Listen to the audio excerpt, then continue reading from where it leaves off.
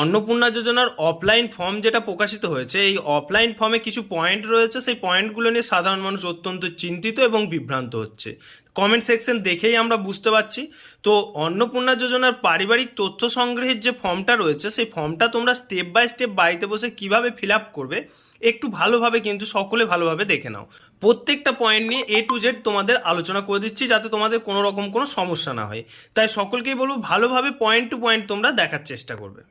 এই ফর্মটা হচ্ছে পরিবারের যে তথ্যগুলো রয়েছে সব তথ্যগুলো উল্লেখ করার জন্যই কিন্তু এই ফর্মটা রেডি করা হয়েছে।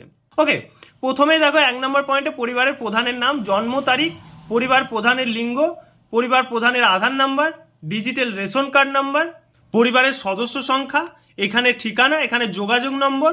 নেক্সট 9 নম্বর পয়েন্ট থেকে তোমাদের পরিবারের যে সদস্যগুলো রয়েছে সেই সদস্যগুলোর নাম ঠিকানা উল্লেখ করতে হবে।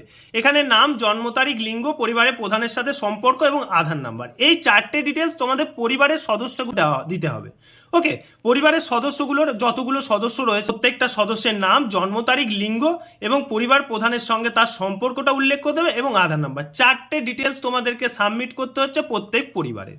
ওকে, এরকম করে সদস্যগুলোর নাম তোমরা উল্লেখ করে দেবে। এতদূর পর্যন্ত তোমাদের সদস্যগুলো হয়ে গেল। তারপরে পরেই কিন্তু তোমাদের ব্যাংক অ্যাকাউন্ট, শুধুমাত্র পরিবারের প্রধান নয়, প্রধানের সাথে সমস্ত সদস্যের যে নামগুলো 1-2 করে লিখলে সেই পরিবারের সদস্যগুলোর ব্যাংকের অ্যাকাউন্ট নাম্বার এবং আইএফএসসি কোড এবং ব্যাংকের নাম। এবং তার সাথে সাথে সকলকে জানিয়ে রাখি, অবশ্যই আধারের পোর্টালে গিয়ে দেখে নেবে যে ডিবিটি লিঙ্ক কোনটাতে আছে, সেই অ্যাকাউন্টটাই কিন্তু সকলে দেওয়ার চেষ্টা করবে। ওকে, এতদূর পর্যন্ত 10 নাম্বার পয়েন্ট চলে গেল। এখানে এরপর তোমাদের এপিক নাম্বার অর্থাৎ ভোটার নাম্বার এবং অংশ নাম্বার। এই ভোটার নাম্বার এবং অংশ নম্বরগুলো প্রথম থেকে একদম সদস্য সহ পরিবারের প্রধানের উল্লেখ করে দেবে। এরপর দেখো তোমাদের ক্যাটাগরি, অর্থাৎ তোমরা কোন কাস্টের আন্ডারে পড়ছো সেই কাস্টটা তোমরা এখান থেকে উল্লেখ করবে, সেই ক্যাটাগরিটা টিকমার্ক দেবে। এরপর দেখো রেশন কার্ড চলে আসছে। এরপর তোমরা রেশন কার্ডের ডিটেলসটা আপলোড করবে। রেশন কার্ডের কোন ক্যাটাগরি তোমাদের রেশন কার্ড রয়েছে, পরিবারের সদস্যদের কোন রেশন কার্ড রয়েছে, পরপর রেশন কার্ডের ডিটেলসটাও তোমরা তুলে ধরবে।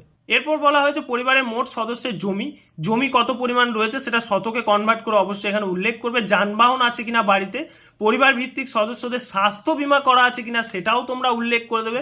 সমস্ত ফর্ম কিন্তু বাংলায় রয়েছে, অবশ্যই সকলে দেখে দেখে চেষ্টা করবে। এরপর দেখো তোমরা কোনো রকম কোনো ট্যাক্স দাও কিনা, সদস্য আয়কর দেয় কিনা সেটা তোমাদের এখানে উল্লেখ করতে হবে।